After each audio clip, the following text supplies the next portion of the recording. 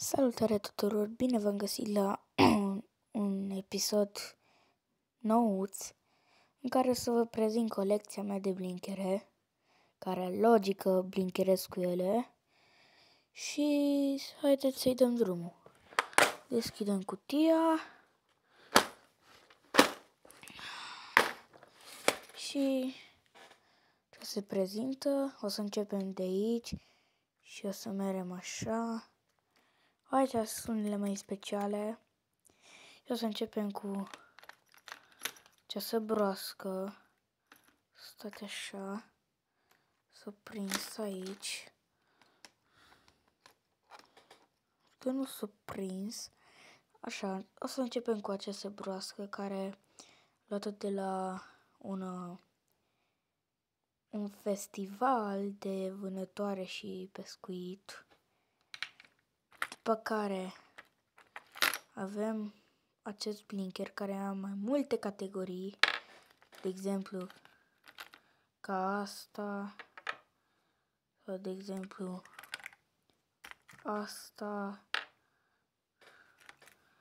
ce să vă mai arăt, sau de exemplu astea două, le-am luat de pe Shein. Acum o să le scot astea.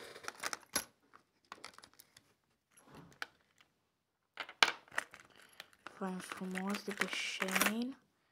Mai bine zis Temu, asta nu. Așa. Asta să știți că este handmade. Un blinker rupt.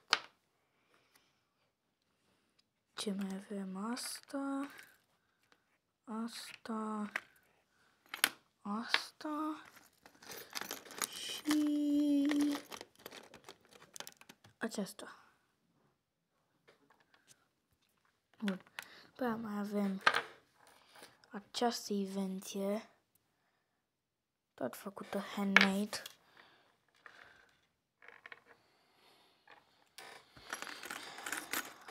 Acest blink, da, așa că s-a mai prins unul de pe Shein, stați să-ți.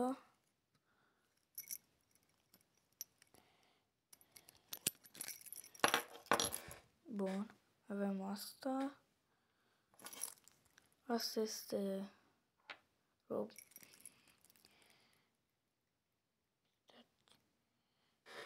Robinson Factor Robinson, 19 grame. Acesta este un peștișor micuț care l-am găsit. Mai avem încă un Factor Robinson de 9 grame. Avem aici un fierăstrău. Un blinker foarte mic de la Copito. Primit. Asta nu. Și această gumă de rezervă. Bun, acum hai să trecem la lingurițele. Venim în forță cu aceste două lingurițe. După aia trebuie să folosesc doar o singură mână.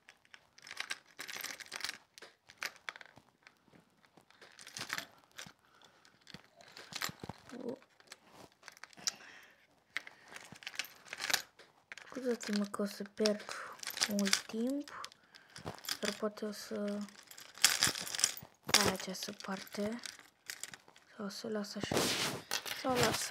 Deci bun, am aici un blinker rotativ și unul care s-a prins aici, nerotativ, de 2 grame. Mai avem o variantă din aceasta gold. Două lingurițe prinse. Mai avem încă una gold și două lingurițe. Până acum o să trecem aici. Aici este doar invenții. Asta este gumă. Și aici vedeți voi. Să le așez fain frumos. Nu se dureze mult. Astea toate le-am luat de pe Shein. Numai unele. Numai asta cu asta primită și unele găsite. Bun, acum hai să trecem aici. Începem blană cu aceasta de la festivalul acela de la Arad.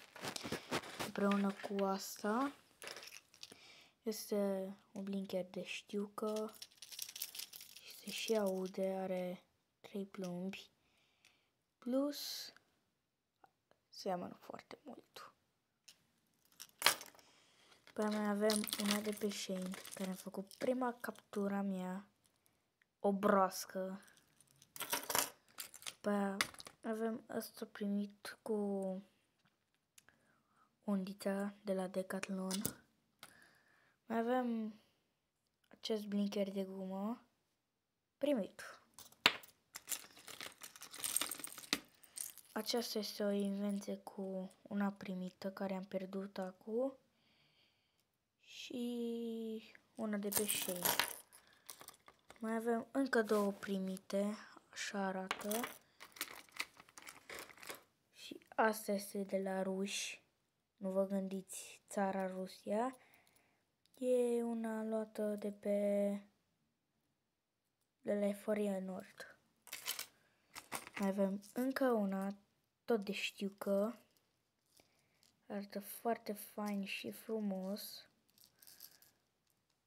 E și ușoară.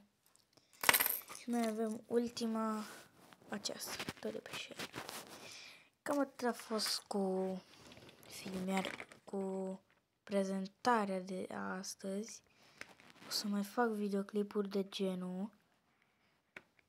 Și vă așteptăm cu like-ul la blană și subscribe-ul. Pa, pa!